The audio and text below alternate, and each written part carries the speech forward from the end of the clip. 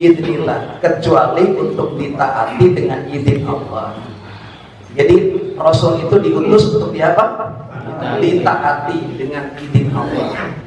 Walau annahum idzalamu anfusahum, andai kata mereka itu mendolimi diri mereka sendiri. Kita warga khilafah, kita mendolimi diri, melanggar baiat tadi kan. Harusnya taklim, nggak taklim. Harusnya berinfak, sengaja tidak berinfak. Sengaja ya artinya ya. Harusnya dia walaupun sedikit kan tetap harus berinfak. Walaupun belum sampai 10% kemampuannya dia dulu kan. Nah, maka itu mendolimi diri. Dolim itu arti lawan dari adil. Tidak menempatkan sesuatu pada tempatnya itu dolim. Kita warga khilafah punya kewajiban dan kita sengaja melanggarnya. Nah, itu mendolimi diri namanya.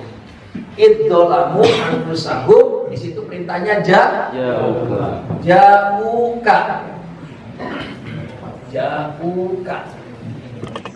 Ya, mereka datang kepada engkau. Siapa engkau di sini? Kalau di awalnya tadi wa ma arsalna mir rasulin, ya kan? Jadi kepada Rasul. Ayatnya masih berlaku nggak? Berlaku. Berarti pengganti Rasul hari ini yang harusnya ya. Kak di sini adalah kepada Rasul. Jadi kalau kita mendolimi diri kita, ja'uka, datang kepada engkau, datang kepada Rasul, datang kepada Khalifah. Terus ngapain datang? Fastaghfirullah, maka beristighfar kepada Allah. Fastaghfirullah.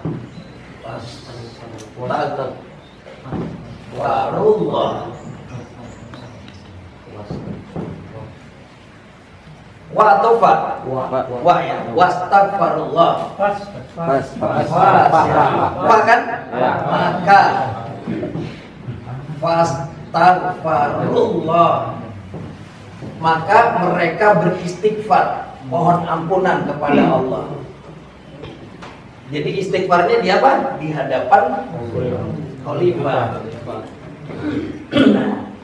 Wastaghfirullah wastaghfaro lahumur rasul.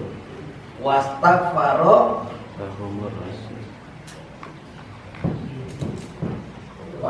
lahum rasul. Dan Rasul pun memohon ampunan atas mereka yang mendolimi tadi. Nah, jadi ada proses istighfar itu di hadapan pimpinan. Pimpinan pun memohonkan ampunan kepada Allah atas mereka itu. Baru ada jaminan di sini lawajadullah. Lawajadullah.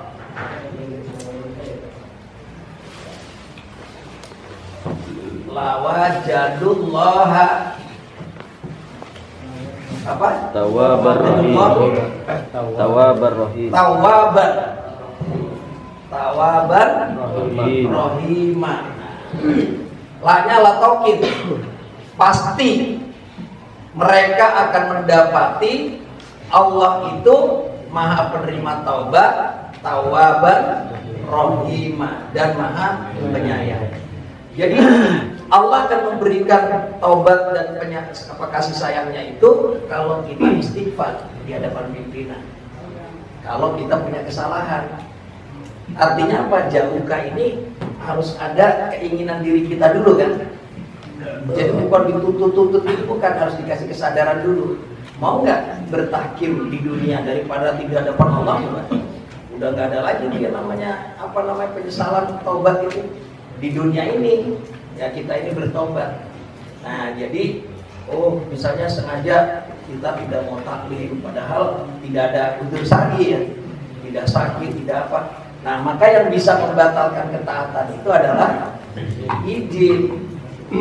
Nah jadi kalau ditanya bagaimana kita tuntut, nggak bisa ya, harus kesadaran dirinya. Jadi kita harus bisa memberikan kesadaran hukum gitu kepada warga bahwa kalau kita melanggar, itu harus kita yang mengajukan diri istighfar. Nah, anak nanya ke khalifah, apakah yang seperti ini bisa nggak Kan ayatnya kepada khalifah, tapi khalifah sudah mendelegasikan kepada struktural gitu kan. Nah, itu kan ya, cukup ke mas'ulnya nggak apa-apa gitu. Dia datang kepada mas'ul, dia istighfar, mas'ul pun memohonkan ampunan kepada Allah. Nah, maka lawa jadullah tawwabar rahim. Niscaya mereka mendapati Allah itu yang penerima taubat dan maghfirah. Nah, yang seperti ini kan belum terbiasa di kita ya. Ini harus segera dipahamkan daripada nanti di hadapan Allah coba. Jadi silaturahim kita sampaikan. Coba kalau kamu nggak infak, nggak taklim tanpa izin, itu nilainya coba. Janji kamu dalam nomor 5 ya, janji antum dalam nomor 5 itu ya saya siap saya apabila ternyata di kemudian hari saya sengaja melanggar. Nah sekarang ini kan kayaknya enteng aja tuh, nggak taklim biasa aja. Dia nggak izin ya, meninggalkan acara-acara misalnya ada perintah nggak hadir nggak apa. Nah ini yang belum dipahami. Padahal disinilah nilainya tadi sampai kadar sejengkal tuh di situ. Coba kalau pas itu kita mati kan, betapa ruginya sudah bertahun-tahun kita aktivitas. Tiba-tiba ada kegiatan tanpa izin kita meninggalkan kegiatan tersebut. Maka coba dibuka yang ayat 24, surat 24 ayat 62 kan. Bahasanya di situ Allah. Innamal mu'minuna alladzina amanu billahi wa rasulihi. Wa idza kanu ma'ahu ala amrin jami'in lam yadhabu hatta yastaqinu. Hanya saja orang beriman pada Allah dan Rasul adalah orang yang beriman kepada Allah dan Rasulnya itu ya. Wa idza kanu ma'ahu. Tuh, ada bahasanya gitu. Wa idza kanu ma'ahu. Dan apabila ada mereka ma'ahu. Ma'ahu itu bersama dengan hu, siapa di sini? Bersama dengan Rasul. Ala amrin jami'in. Ala amrin jami'in. Dalam urusan tuh jami'in, dalam urusan urusan berjamaah. Lam yadhabu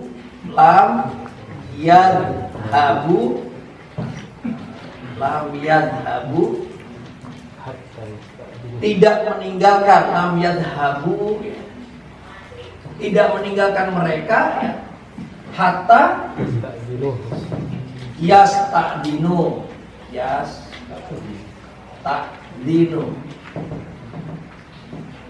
dinuhu yasta'dinu sampai mereka meminta izin kepadanya.